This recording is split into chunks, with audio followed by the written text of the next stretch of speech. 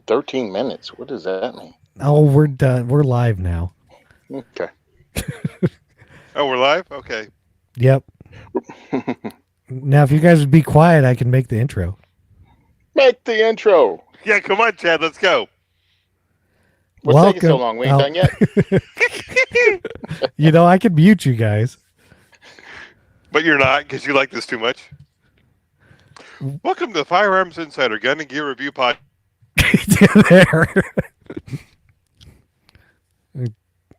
Thank you, Rob.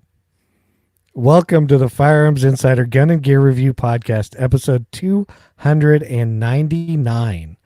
On this show, we showcase gun reviews, gear, and anything else a gun enthusiast may be looking for. We've strived to evaluate products from an unbiased and honest perspective. In this show, we will be discussing a pistol brace review, Odin shorty stock, combat curves, and a fastpack. I'm your host, Chad Wallace, and with me tonight are Rob and Tony. And there's a YouTube link in the show notes, so that's who they really are. Yeah. Rob put it in there, so I did not. I'm nice. I'm perfect. I'm good. It's a perfect So- link. It's such a perfect link. It's the best link ever. it is. It pretty much describes all of us. Oh, I gotta find So, this. what did you guys do in firearms? Think Spaceballs. No, that's What? the link. Yeah. But we're talking about what we did in firearms. Oh. Yeah. Last week I couldn't be on because I was vacationing on a cruise ship in the Caribbean. So I was consuming vast quantities of alcoholic beverages, smoking fine cigars, and buying a lot of booze. Yep. So no, I haven't done nothing. Okay, so we have Rob, the most boringest man in the world. Nice. Hey, I How never about- said I was interesting. I never said I was, drinking, was it Dos Equis or whatever that guy drinks? Yeah, exactly. Yeah. Tony. Well, he doesn't drink Dos Equis, but when he does. He doesn't drink beer, but when he does, I'm like, shut up. All right, so I took the 9022 out. The Hightower Armory kit for your Ruger 1022. That makes it look like a P90, FNP 90. Put the Tasco optic on it, a Tasco red dot, mainly because the SIG optic I had was too high. The SIG optic was set up for an AR-15, so the Tasco sets lower on the rail. I threw an O-light on with a built-in laser just to be super geeky with it, and also it looks good for the gram. And I was able, even with the bullpup trigger, which is not horrible. I mean, it is. You can barely tell it's a bullpup trigger. 15 yards, I zeroed it just to check it out, just to get it on paper. I'll probably take it out further, but I stacked everything on top of everything else at 10 yards with that trigger under a dime. About the size of a dime, maybe a nickel is the group size of 10 rounds with a federal bulk pack. So the thing shoots tight. Thing shoots really tight, even in the bullpup. So I'm sitting there thinking about it. I'm like, okay. And this is just throwing it out there with this kit. Again, it's take your 1022 out of the regular stock, drop into this Hightower Armory stock, and it looks like a PS90. And people go, well, why you do that? That's a 1022, I'm like, because it's fun. It's fun. It looks fun. It's short overall length. And truthfully, you can do anything with your 1022 now that you could before. It's just shorter. I mean, and the reason I put the little laser on and stuff is like people go out at night and, do that hunt. What is it? Spotlighting with the coon hunting and stuff like that. Yeah. Popping between the eyes. I'm like, dude, it's still set up for that. So you can mess around with your gun all day at the range and still take this thing out at night and it's still accurate. What I wanted to see was just how did the trigger deteriorate? You know what I'm saying? Like the accuracy? Not at all. So had fun with that. Can't wait to make some video and actually put out I took some pictures too for the review that I'm going to do on Firearms Insider. Awesome. I, unfortunately, got to do something. It was actually last. Awesome. Yeah, it was a week ago Wednesday because we're recording on Thursday. because I had internet problems. Let's see, what did I do? I went to the range. I took the Infinity target out, try it out for its virgin voyage. And what it is it is a, pressed rubber, and it's a USPSA style target. So it's reusable. You just paint over it, kind of like a rubber dummy, same type of material. Works good. I have not shot it with a shotgun yet, but everything I did shoot with it was poked a hole right in it. You could see where you're shooting. It was awesome. So I did that, doing some more, putting some more rounds for other reviews, stuff like that. I'm trying to think. Oh, yesterday or the day before, I can't remember. I got in a set of RAM night sights from XS Sights, and these are their standard 3-dot style night sights. Unlike the F8s that I did a review on, that's and dot over dot. These are 3 dots in a row. Still has the large front one that glows, and then the back is blacked out with just the 2 tiny tritium dots, but it's just standard sight picture. The review will follow on those. So we have big announcements now. So if you don't want to be left out, or we didn't want to be left out, so we started a cult too. So you can go to gunandgearcult.com to pledge your support for the podcast. We have $5, $15, and $25 levels per month. It is through StreamYard, so basically it's like Patreon, but somebody that doesn't hate firearms yet, and that's in quotation marks, because you never know, they might change their policies. So if you want to help us out, please join our cult. It might not be as good as other cults, but we can make it that way if enough people join. Our bandwidth sponsor is our good friends at Patriot Patch Co. Go check out their new patches, and also check out the Patch of the Month Club. This month was the turkey and the cart full of firearms and firearms accessories. And let's see, turkey, eagle, whatever it was. It was pretty cool. If you want to check out videos, go check out gunstreamer.com. And if you're shopping Amazon, check out the firearmsradio.tv/Amazon link to help us out. Rob. The views and opinions. Oh, he messed up. Sorry. Yeah, I screwed up. I thought it was muted, but I guess I wasn't. I don't know. Anyways, the views and opinions expressed in this podcast are those of the individual co-hosts and do not reflect the official policy or position of the Firearms Radio Network and or their employers. This is not legal advice, nor should it be considered as such. Viewer discretion is advised, and this is especially true on live shows, especially with the 3 of us involved.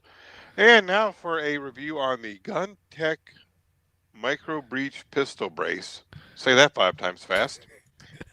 You couldn't say it 1 time slow. No, exactly. Yeah. This doesn't sound like a really cool device if I can't even say it. Well, okay, you're right. It is the GunTech Micro Breach Pistol Brace. And it's the kit, so it basically comes with everything. I'll get to that in a second. GunTech's given us other stuff to review.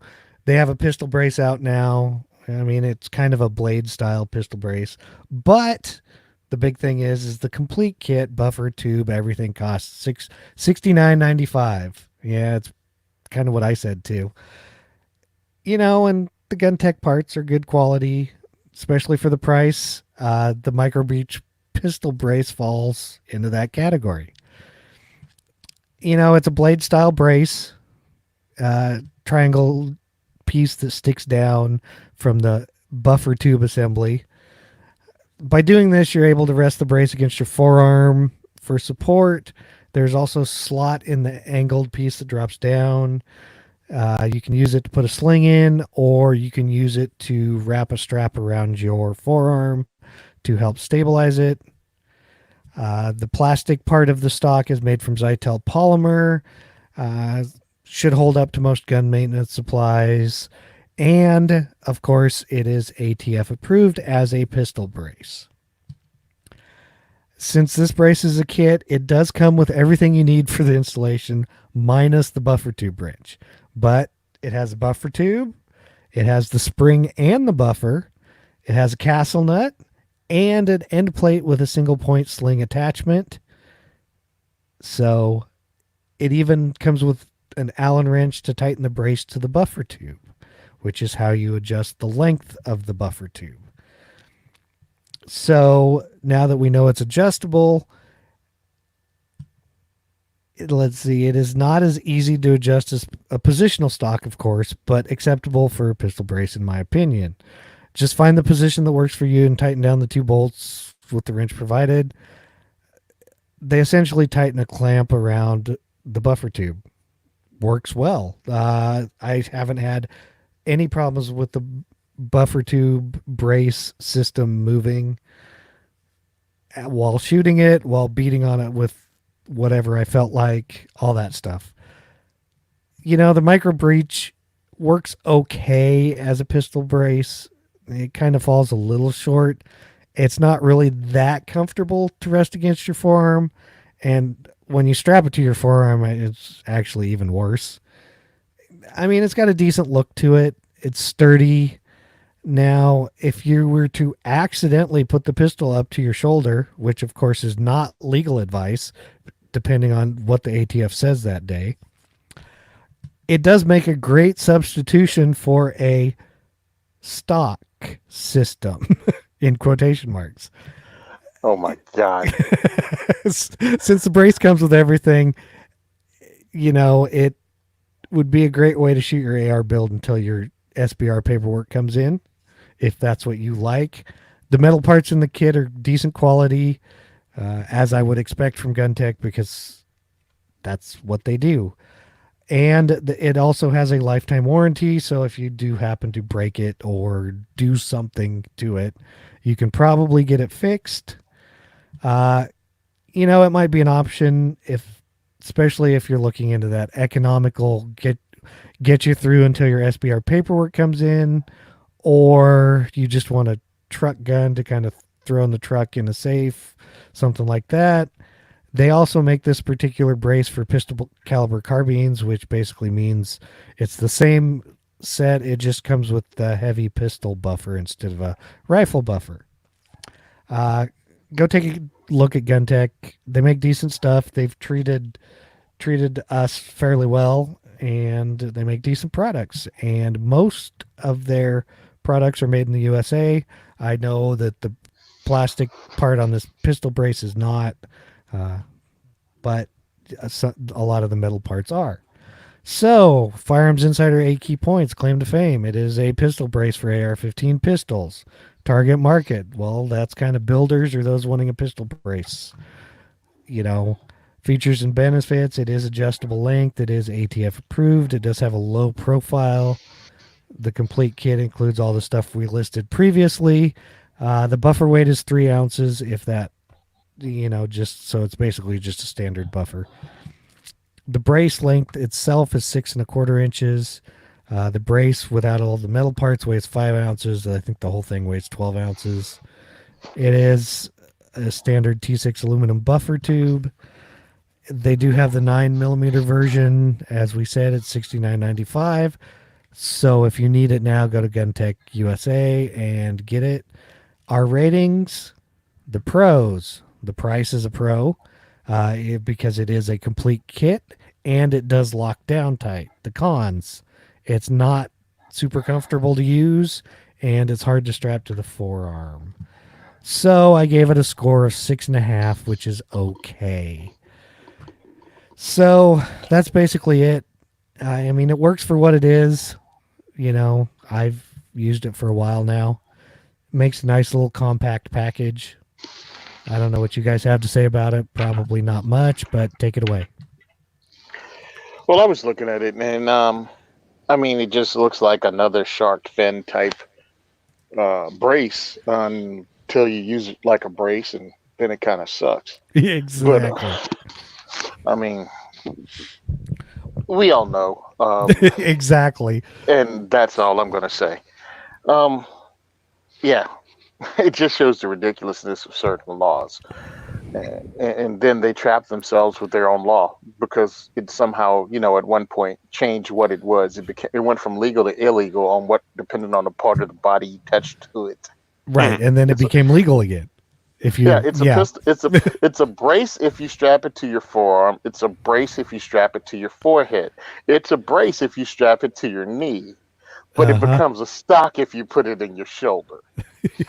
And I think maybe even they couldn't say that with a straight face. Yeah, probably not. So, and that's the thing is, like you said, everybody knows it's a brace. That's what it is. So, yeah. But I like the price. The price is cheaper than a lot of the stuff, even stuff being sold right now on Palmetto State Armory. I think it's like $30-$40 cheaper than their least expensive brace. Right, and it's everything. It's and that's why I was like, it's $70. I mean, yeah, you can't really pass it up, and the brace itself is sturdy. I mean, it's sturdy. It's sturdy if you happen to use it as a stock, but as a brace, it's a 6.5. Yeah. Because it's not a stock, it's a brace. Yeah, it's not a stock, it's a brace. Yeah. All right, let's quit dancing around this stupidity. Yeah, let's go on to something, product spotlight and discussions. And here we have a stock. Oh, look. Hey, another stock. Woohoo! No, a stock, not another stock. I kind of did that on purpose, by the way. Yeah. Odin Works has a CQS stock. Here's the kicker. MSRP is $249. I mean, it's a nice looking stock. I'm gonna kind of like a brace. What? No, it's a stock. No. But and the CQS, of course, stands for close quarter stock. It's got rapid deployment. It is a spring-loaded system, so when it's fully collapsed, it's 5 inches added to your total rifle length, and then you can swiftly deploy it to 5 different lengths with the button-operated quick spring deployment, which is kind of cool. It comes, it says it's beard-friendly, snag-free, but that's debatable depending on. It comes with its compact buffer tube with buffer and spring because it is not a standard buffer tube. This is one of the stocks that compresses with the 2 rods to the side, if that helps anybody. So it's AR-15 M4 stock. Length is 7.875 inches to 12 inches. It weighs 23.5 ounces. It does use a standard 3-ounce buffer weight, but it is their special buffer. Of course, it's aluminum also. It has ambi forward and rear QD mounts. That basically sums it up. I'll try to give a decent explanation of what it looks like. It's kind of, it's one of the ones that shoves in. It's got a little piece at the bottom that looks like to add to the stock. It's got a quick disconnect coupler there, a few other things. It's their new stock. It's really nice looking. It's nice looking. If you guys know what an M3 grease gun looks like, it's like someone took an M3 grease gun and then did some more development work to make it work on AR-15. Because that's the way the M3 grease gun has the 2 rods on the side, except it's not spring loaded. I mean, it's just a concept if you're trying to picture in your head, not looking at the pictures on the show. It's a similar stock to the concept to the ones they put on the SIG MPXs. You got the 2 rods going up and down the side, then the back brace. Right. Right. And what was that one company that made the like World War II kind of looking AR-15s, short barrel rifles? Oh, Battle Arms? Battle Arms. Yeah, Battle Arms made one that looks kind of like this. I think it looks cool, but anybody else go 23 ounces is a lot of weight for a stock. Yeah, and that's the thing is it's not, I mean, that's tube and every buffer and everything, but still, that's over a pound. I mean, yeah. For instance, the brace we talked about weighs 12 ounces total. Yeah. So yeah, Oh, I think it's probably sturdy and it's a good company from Odin Works, but Uh-huh. yeah, it's all metal, so yeah, It's not but for your lightweight build. I'll go ahead and say that. no. It's not for your lightweight build.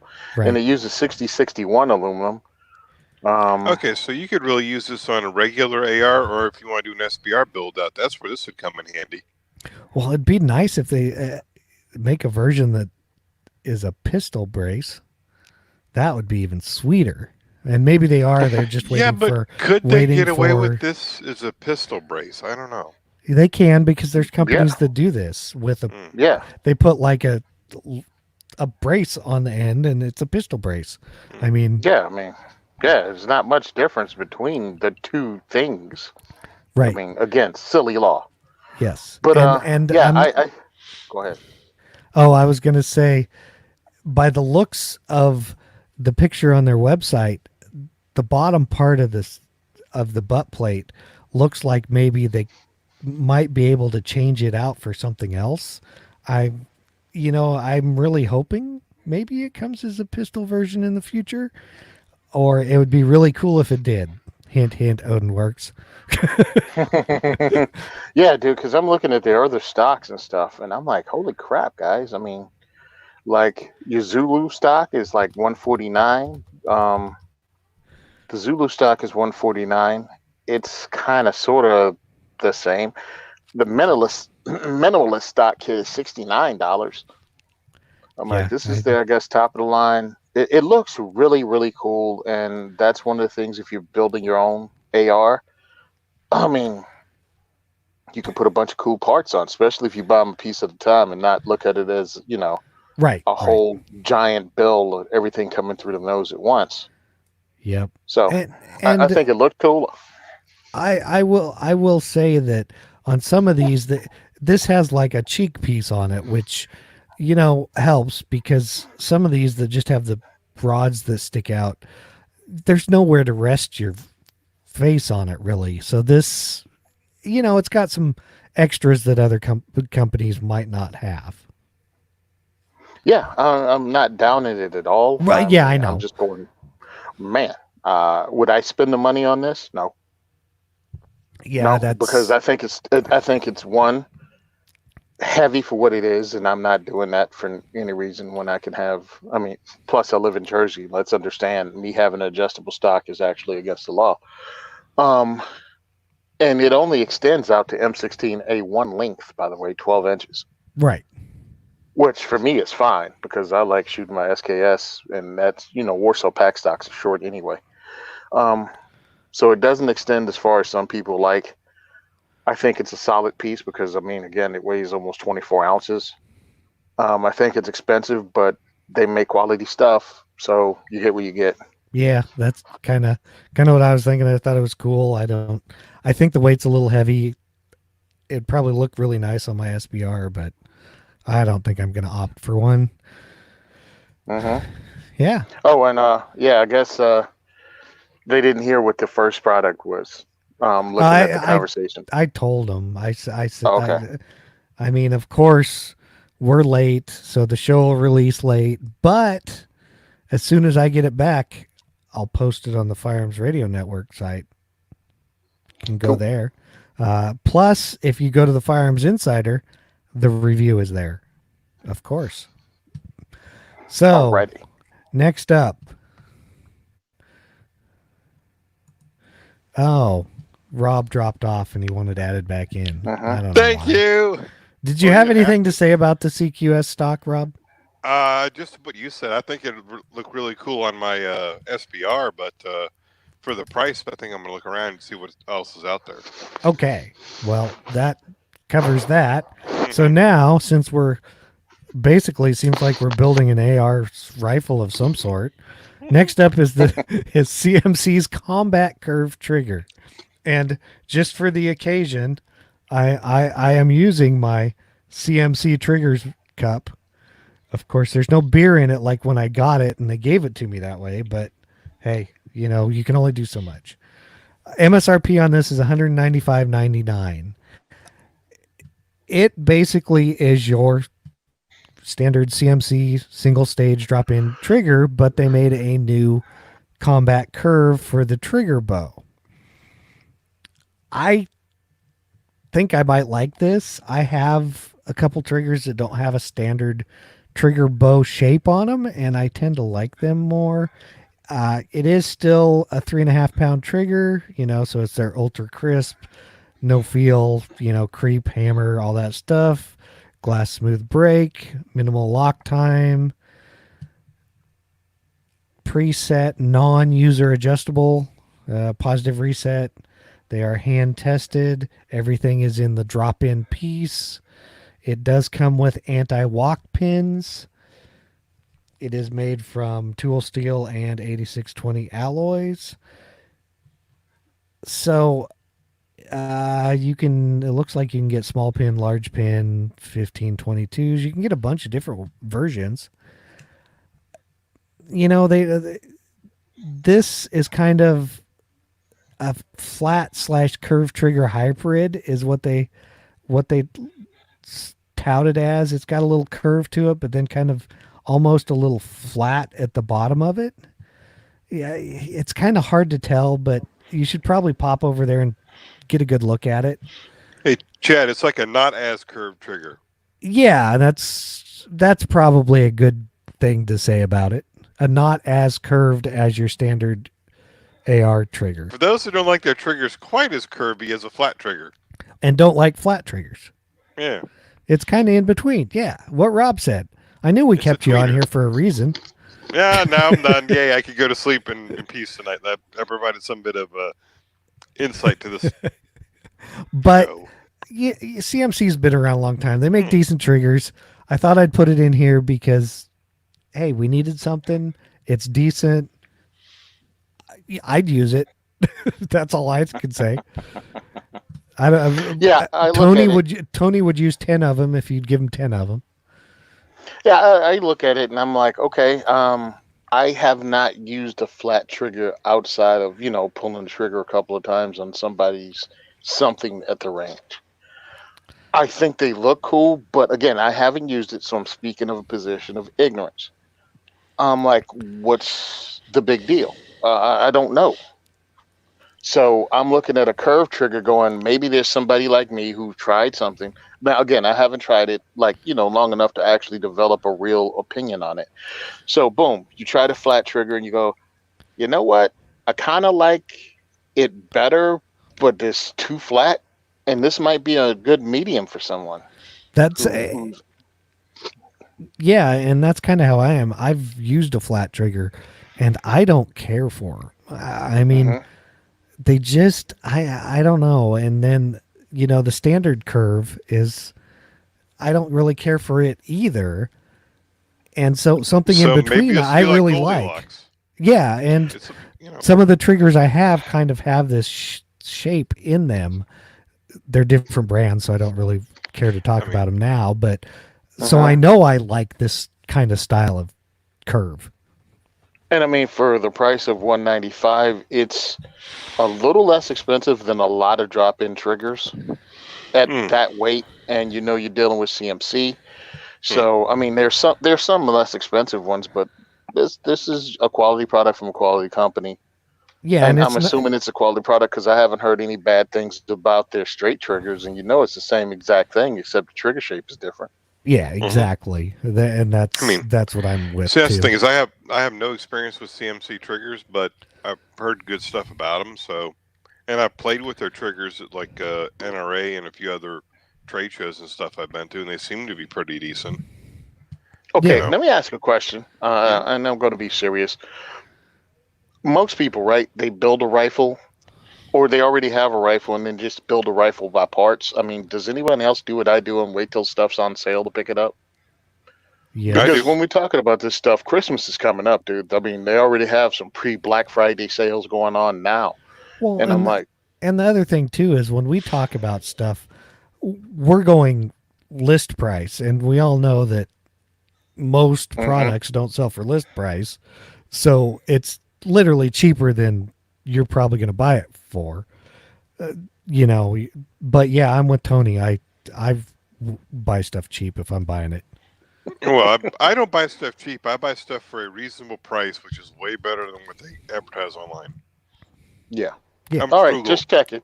Just No, I throwing mean that out there. I'm not going to pay $1.95 for this. If it came down to about $1.50, I'd probably spring on it. Which, it probably will in not too I long, mean, because I think that's around what their other triggers you can find them for. Uh-huh. I'm not going to go to NRA to pick it up because, oh yeah, well, went to NRA to buy a $150 trigger. Yeah, so I spent like $500 for tickets and $100, $159 on a hotel. Yeah, no thanks. Hey, see, you go to SHOT Show and you can't buy anything there. There you go.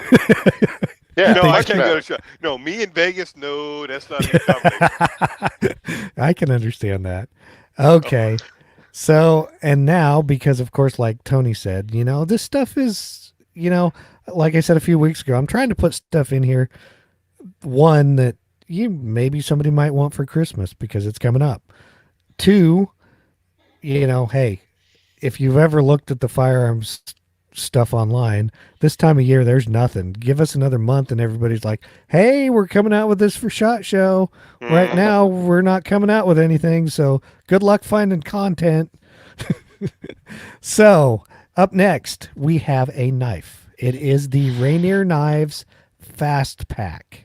MSRP is $99 to $139. Basically, if you want scales on it, meaning handles, that's where the extra $40 comes in. What it is it's a little like belt knife / neck knife. I'll go through it a little bit. I'll go through the specs and then go through what you can get. Without the scales, the weight is 1.25 ounces. It adds 0.6 ounces, so a little over 2 ounces with the scales. It comes with a 0.75 ounce sheath with a belt loop. Overall length on the knife is 6.5 inches. The blade length is 2.75 inches. It is made from 61 RC LMAX. And let's see, the belt loop is a little pull the dot snap style. You can get it in 2 different grinds, a flat grind or a saber grind. You kind of have to go look at the pictures. Flat, of course, starts at the top of the spine of the knife and tapers all the way down to the, actual, I can't think today, where you cut the edge. The saber grind puts a little more meat at the top and then starts the grind taper. Naked, of course, is naked. It's just kind of a hollow with the handle built in. With the scales, of course, they're G10 scales. It's $40 to add them. They have black, natural, and OD green, looks like. The sheath, the little tiny sheath, it's got a little thumb brake on the sheath too, so you can help pull it out. You can get black, let's see, coyote, OD, or hunter orange. Hey, I did see this knife and pick it up and handle it at Blade Show. It's a nice little knife. I do like LMAX is look it up because it's hard to explain. It's like a powdered material they make blades out of, so it holds an edge really good. I have a ZT knife that has LMAX steel in it, and I don't think I've ever sharpened that thing. It holds up so well. And like we said, you can use it as a neck knife or on your belt. That's about all I have to say about that. Besides, I kind of liked it. The price isn't terrible. It may be a little high, but maybe a little low. It's, for what it is, it's in the price range. Next. Yeah, it's in the price range of some neck knives. I'm not gonna. I look at it going, hey, I wouldn't buy it. Mainly because of the price. If we can get it lower, yeah, but there are a lot of other options out there for knives. Now, I don't know what this material is. You said it's really hard to write. Will it put up with abuse? It should, and it holds an edge like crazy. Is what the big thing with it is. All right, because it's a small knife. Oh yeah, it's not.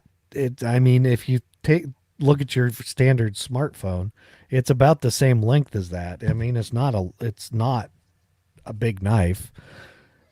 They're And, nice though. They don't weigh anything. That's all. So yeah, I mean, again, the knife weighs like less than 2 ounces, but I'm looking at it going, okay, what do I really use a neck knife for? That I know what I do. I know how abusive I am. I also know I lose stuff.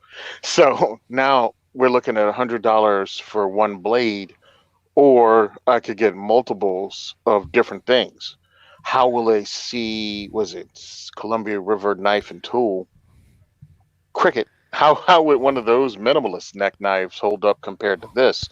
With weight and everything else, and it's like about $30 cost or even less. right. Like, and it comes with a pretty minimalist little sheath with a little thumb push on it, so you can use that. And also comes with the string you can tie around your neck. And Right. I'm just looking at different things going, this is a lot of money to spend for a little blade. But again, you said the quality is like, I'm assuming the quality is a lot better than a CKRT. See, Yeah, I yeah. I would say so, but and that's the thing is if you're using it like on your belt and you're going to use this thing a lot, yeah, I can see it. As a neck knife, okay, well, a neck knife is more for a last ditch, self defense in my opinion. It's kind of okay, but like with a neck knife, okay, do you really need this good a steel? That's kind of something you have to decide. I mean, like you said, the CRKT might be fine as a neck knife, but if you're using it every day, it may not wear as good. Yeah, because I was carrying mine in my pocket. Um, Worked out Right. fine. I mean, you dig in your pocket, you pull out the little freaking thing, you cut packages open. You know what I mean? You cut letters open. Um, I mean, that's what I use it for because it's a lightweight fixed blade that I don't have to worry about folding on. Right. This is small, same thing. Put it on your belt, but I don't want someone to see my stuff, so that's why I stick it in my pocket. Right. And And the one advantage with this is it's small enough you could stick it in your pocket. It's not, hmm like the one you have, and that's one thing where it's not a larger knife, so it's not. You could stick it. Heck, even in short pockets, it'd probably fit. well, yeah, and that's where I'm looking at it. If I get $100 dang neck knife that's this small, yeah, I'm sticking it in my pocket and I'm using it as my EDC. Yeah, exactly. And hey, if you like fixed blade knives and small ones, go for it. I thought it was decent when I looked at it and felt it. It's Okay. really up to you guys. I mean, I'm just putting stuff out there for people to say, hey, you know. Oh, I appreciate it, and no, I'm not poo-pooing on it at all. I just look at it going, yeah, it's going to get high use. Well, It's Right. not going to be a last ditch knife. It's going to be something that gets used. Rob? I don't know. For $150, I'll probably lose it within a week of owning it. Well, and that's the other thing you have to consider with knives. Yeah, exactly. Is it worth $150, 100 bucks to lose it? No.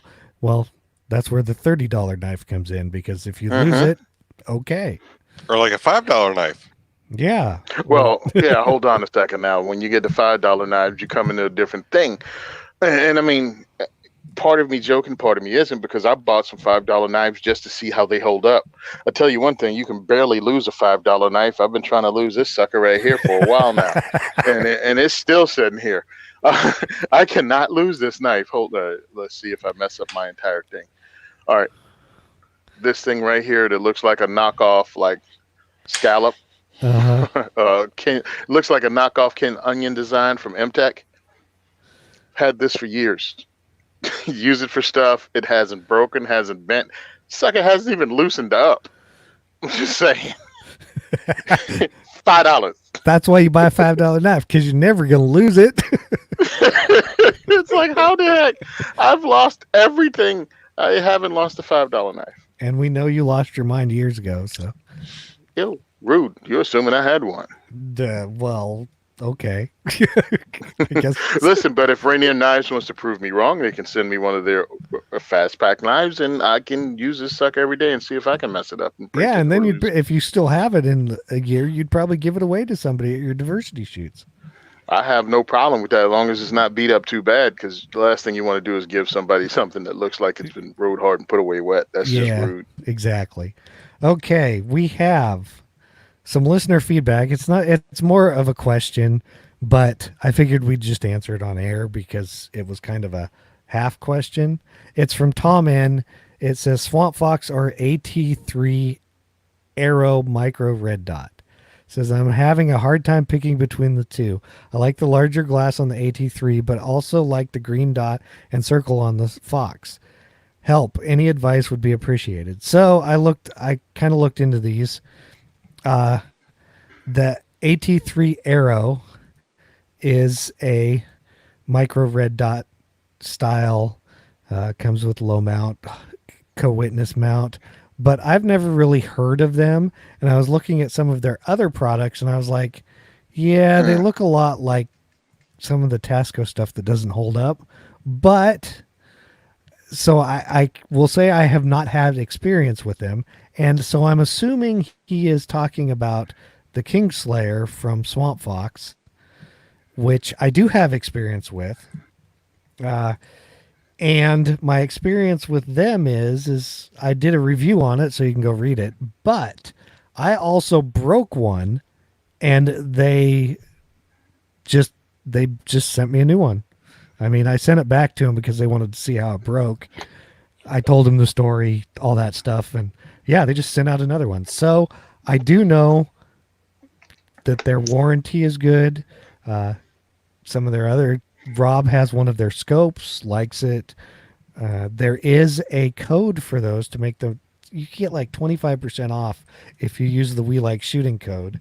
And I don't know exactly what it is, so go listen to them or go find it on their site if you're interested in that, and use their code because, hey, why not? Save yourself some money. Go check out the other podcasts.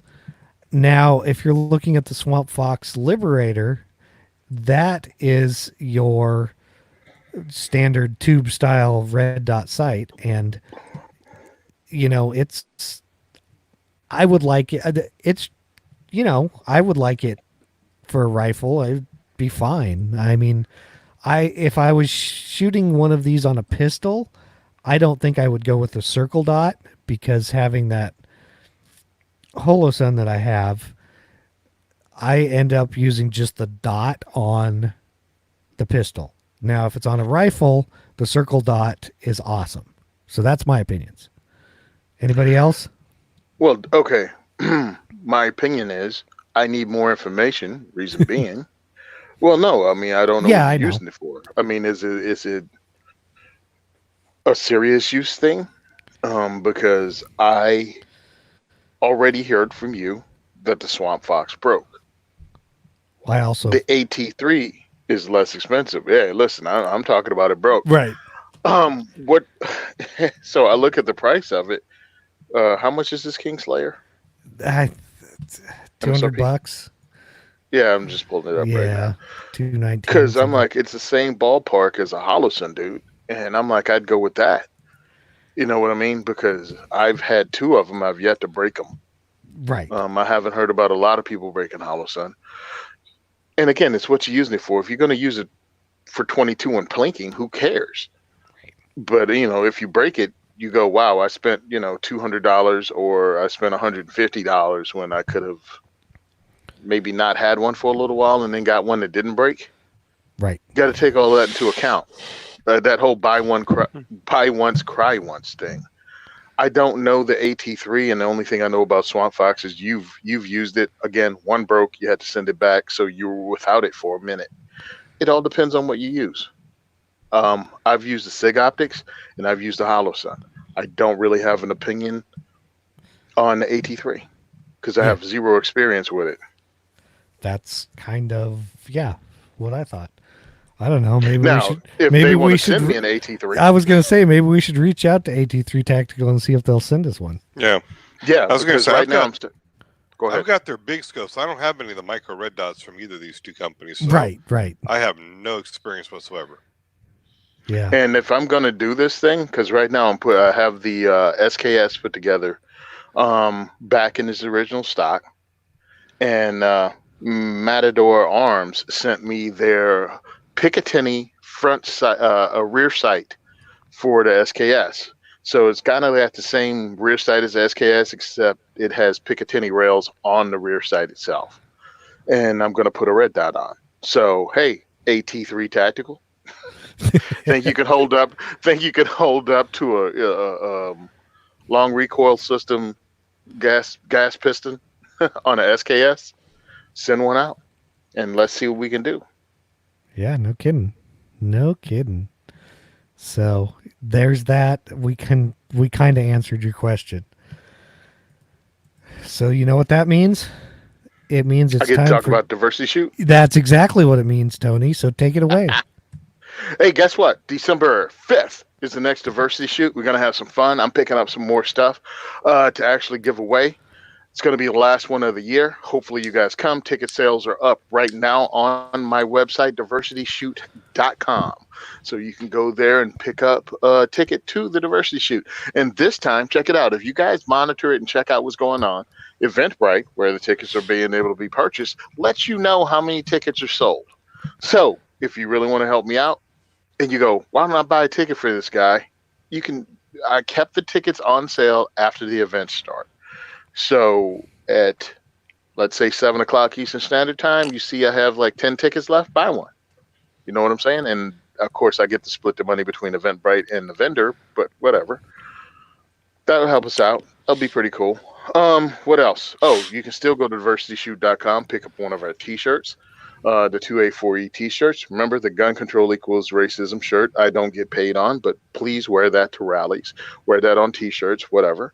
I mean, wear it out, but it's $10, so you and all your friends can get one.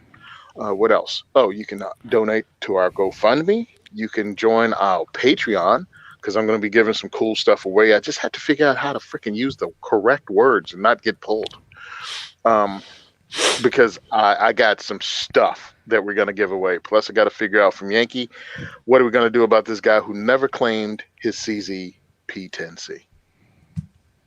So, and that's Awesome. for people that donate $20 and above. I think that's all that's going on. We're going to be setting up. I'm going to be asking for, in 2020, other ranges that want me to host events at their range in the states of New York, Pennsylvania, and maybe even Maryland. And we're trying to put together a 9mm AR.